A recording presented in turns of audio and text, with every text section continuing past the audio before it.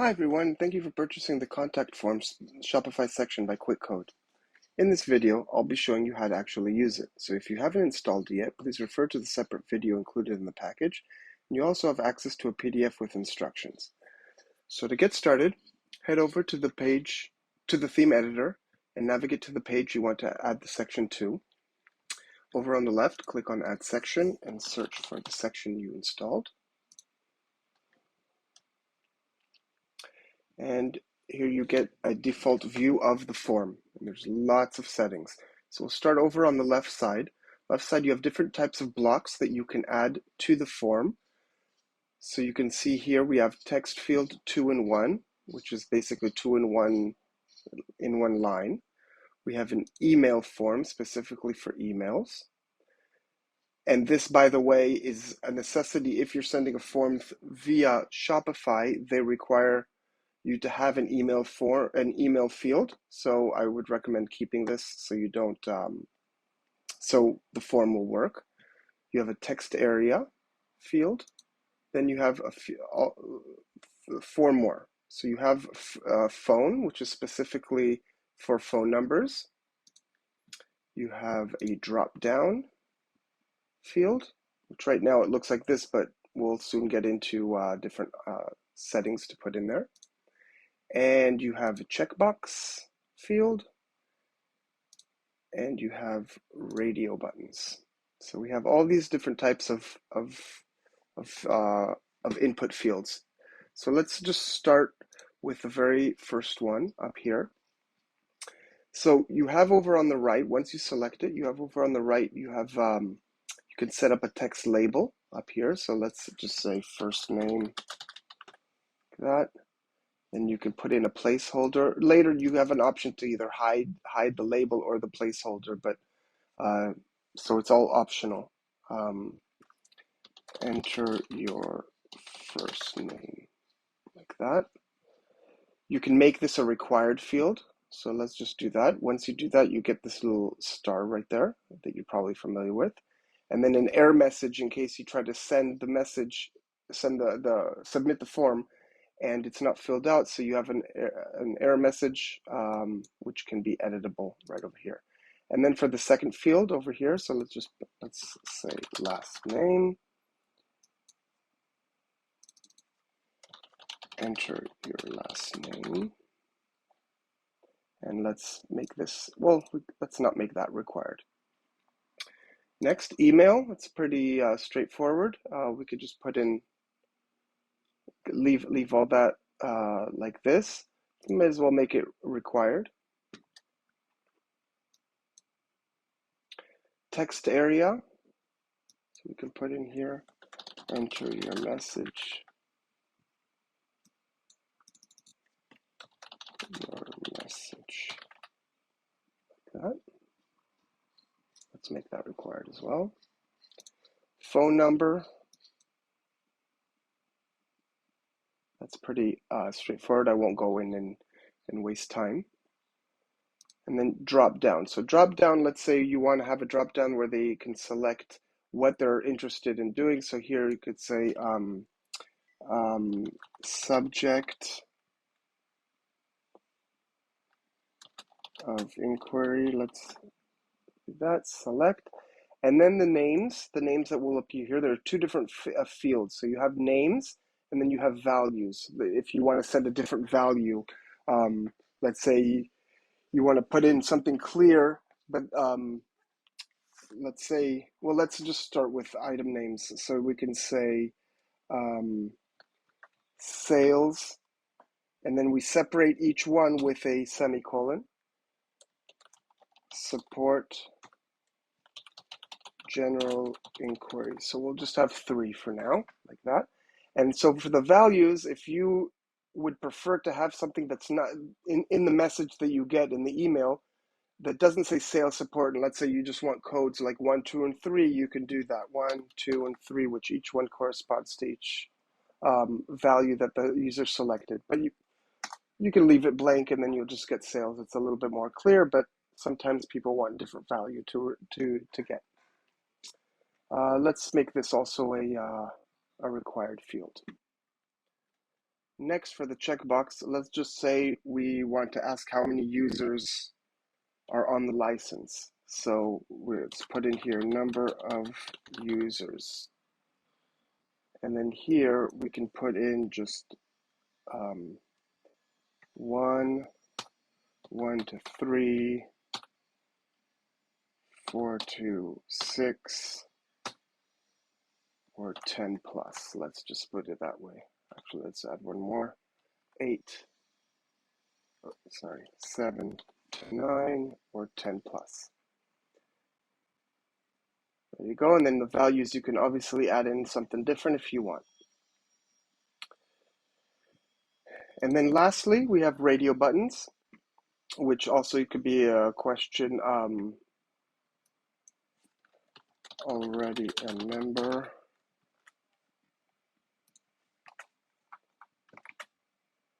Something like that. And then, of course, you can continue adding more and more of these fields if you need more checkboxes and so on. So that's basically the, the settings here. So if we click back on the main section over there, and then back over on the right, we have a lot of settings to enter. So first thing, we have the form title. We have a form title right over here, so we could say contact us today. Let's do that. HTML element, this is good for two reasons. There are two benefits. One is for search engines as they rank different headings on the page in terms of importance of the content that they contain. So usually like a page title on the very top of the page would be an H1, and it's usually recommended just to have one on each page. And then everything else below is H2, H3, and so on. Usually we recommend to do H2 for section settings because they're quite important. And that way Google can index this important text. The other benefit of being able to choose this is that your theme already has predefined styling settings for these. So if you set different ones, you don't have to go in and change the font size or the font weight or the type of font, etc. when you're changing these. So those are the two benefits that you could do to update that here. Next, we have a text block. So here, please enter your details and we'll get back to you as soon as we can. Oh, there we go. Just like that. Next, we have the option to set the form position. So where we want the form. Right now it's set to the right of the text block. We can set it to being on the left side. We can set it to being above.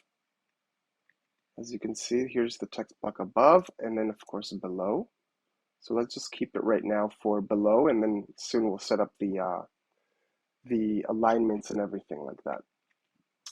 The section text vertical position, actually I'll show you this. When we're on one of the sides, you can set the text to be at the top, like a line to the top, or to be centered. It depends on how big your form is, or towards the bottom, right over there.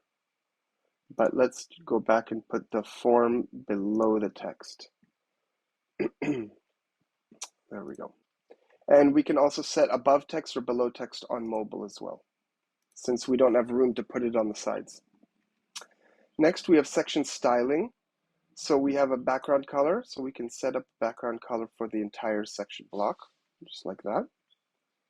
We can set section width, so regular, and we can control the width of that, of the form, however we want, just like so. And if we set full width, then basically just the background color bleeds to the very edge of the browser, while you can still set the width of the form of the entire section, actually. Just like that. So let's leave it like that for now. Section top margin and bottom margin. So margin is the space above or outside of the section. So it's top is above and below. So setting that will give more space between this section and anything that comes in above it. Or bottom, which is anything below it.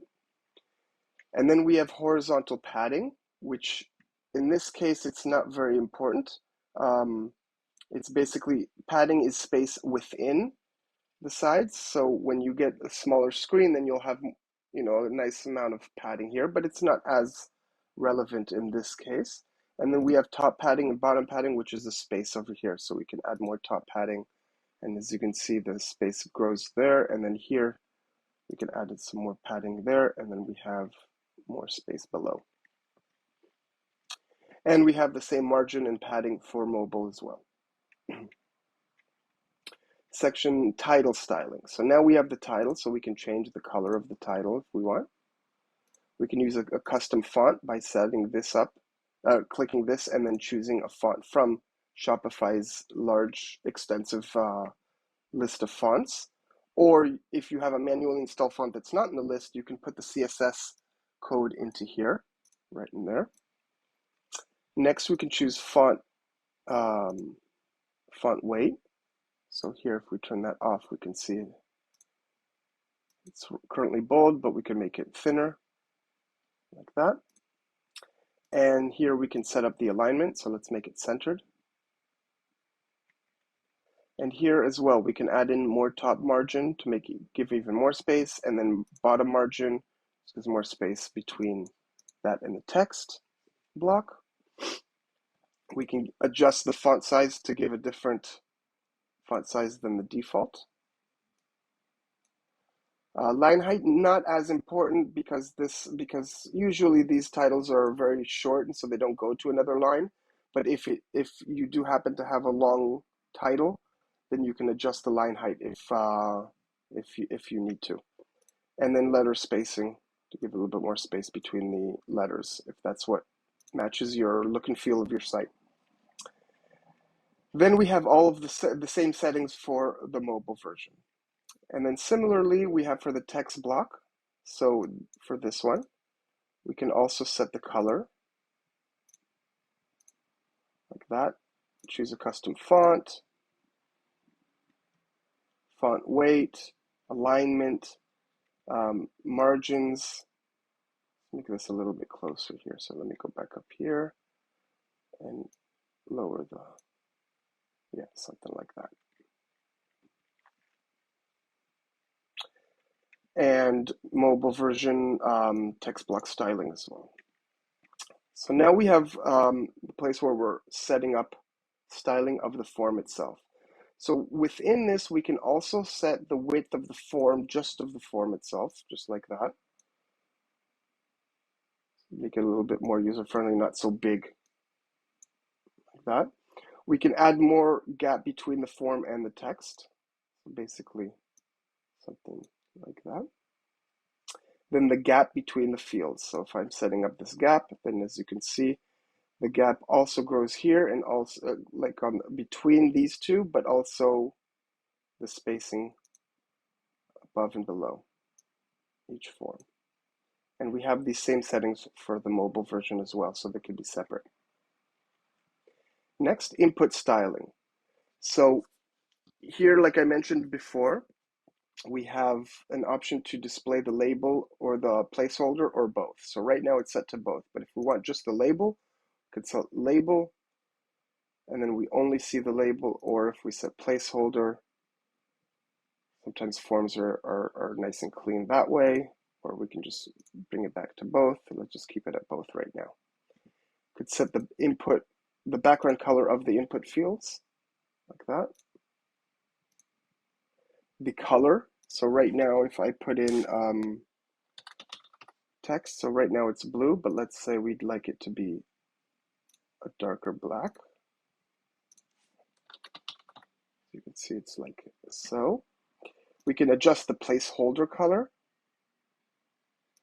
So if we want to have this to be even lighter, you can see it's almost not visible, so we can make it a little bit more, or you can just leave it at the default color, whatever you prefer. And then we have also border color. So you can change the border color here if you'd like, just like that. Just keep it this grayish color.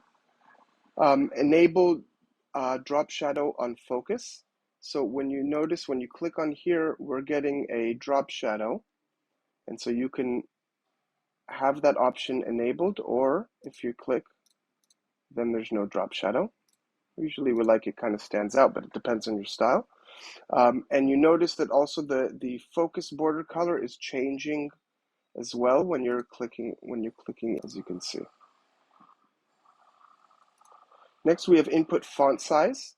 So we have the font size that we enter in here, but we can make the font size much bigger, like that, or keep 0 to keep it at default. And then line height is mainly important for the message, but also sometimes it affects the way these drop-down sections look as well. Border width, so we can set the border width here to make it thicker, as you can see, and more border radius if we want to have round radiuses. So let's just undo those, keep that nice and clean. And then we have most of those settings for mobile, so you can have a little bit different values there. Next, for the label, we can set the label styling. So if we don't want blue, we want it to be black, let's say, like that. We could set the font size just for the labels themselves, line height, letter spacing, and for mobile as well. Moving on. Checkbox and radio styling. So we have the checkbox and radio right over here. We can have this, as you can see, there's this frame around it. We can choose to turn those off. So you can see here, let me get this out of the way. So it won't jump each time, because each time you save, you probably notice, then it jumps. So we can have it without the border, have a nice little cleaner. And then you can also choose to have these buttons stacked or in line, like that, and then you can give more gap between them. It'll be a little bit more clear, just like that. Then we have, if you notice, we have a checkbox that you can select here, or the radio buttons basically take this color, but you can change this background color. Let's say we'd like to have it red or something like that. So when you hover over, see it's red. Actually, let's do it. Let's make it a dark color like that. And then change the mark itself to white, as you can see, like that. And you can also choose to have a check mark, an X, or just a color fill, like so. Let's keep the X for now. And then as you can see here, that dark background also affected here, while the border color is basically taking the border color from the items there, and then just making that a little bit bigger. But you can choose that color to make it to show that it's being selected. Next, we have the drop down field right over here. So we have this arrow. We can set this arrow to be a different color. Make it dark, like that. We can have the option background color. So when you click over, you see there's the background before I select, not the blue, but before I select it. So here, just to show you, I can choose red, and then you see it's all red like that. Or just keep it gray or even white, however you'd like. And then you have here the selection for the selected options, so you can have it black.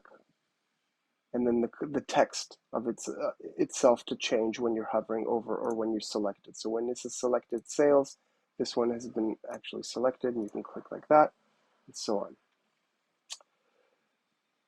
on. Next, text area styling. So right over here, we can choose the height of this box, so we can add how many rows of text we'd like to have preset.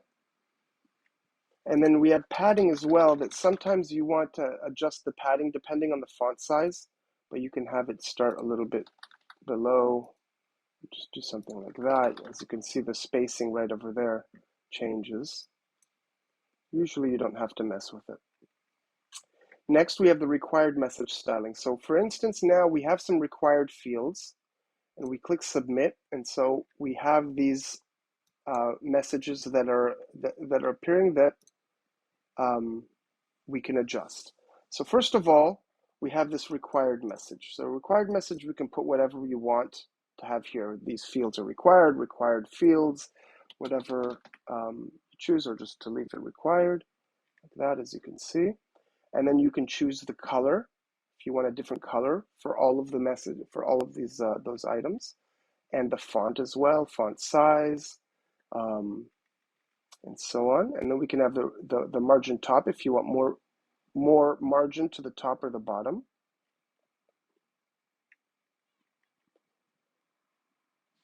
Font size, let's make this a little bit smaller. Oops. Like that. And we have some of those settings for mobile as well. Next, we have the button. So for the button, we can choose a different label to put in there, a different font, and all the same settings that you're familiar with now. But we do have an option to have it full width, like so, or if we turn that off, then they line up just like that, and then the required fields goes to the left of it. And of course you can switch, or you can still have them centered like that. But then here you have the option to adjust the width of the button.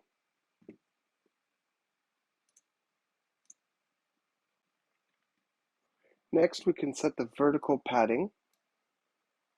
As you can see, the padding gives it more height to the button if you need it. Next, you can set border width and border radius. So let's first do border radius. As you can see, we can give it a different look like that. We can set the border width. So once we give it a width, you can see a border appears right over there. It's currently black. Move down to the colors in just a moment. Here we have the mobile settings, like we've seen previously. So here we have the colors. You could set a different color for the button, different text color, and different color for the border. I'll just make this contrast just so you can see the difference there. And then obviously if you want it to be thicker, then we can do something like that. Let's keep it at 2. And we can also remove the color. And then we have the hover. So the hover, we can also do something like that. Border color, let's make it purple. Sorry, background color, like that. The text color we can also change on hover, and that's it. Next, we have the thank you message. So after the message has been sent, let's put in this. We don't have to send it actually, because we could just click on preview here, and then you have this message that appears instead of the form once it's been successfully sent. So you can, and you have 2 options for that. You can either have it replace, or you can have it just appear right here below. I prefer the replace, so they don't fill out a form again. And then you can set up the message here. You could do a different HTML element for there. This primarily is not really for search engines, but more for inheriting styling, making that easier for you. And then text block setting that up there. And then we have all the styling for the typography, like you're familiar with already, with margins and font size, line height, and so on. And for the text block as well. So that's it. These are all the settings, and there's plenty of them to go around. Thank you again. We hope that this section really helps you achieve your goals. And if you have any problems or any issues, please don't hesitate to reach out to us on our support page on the site.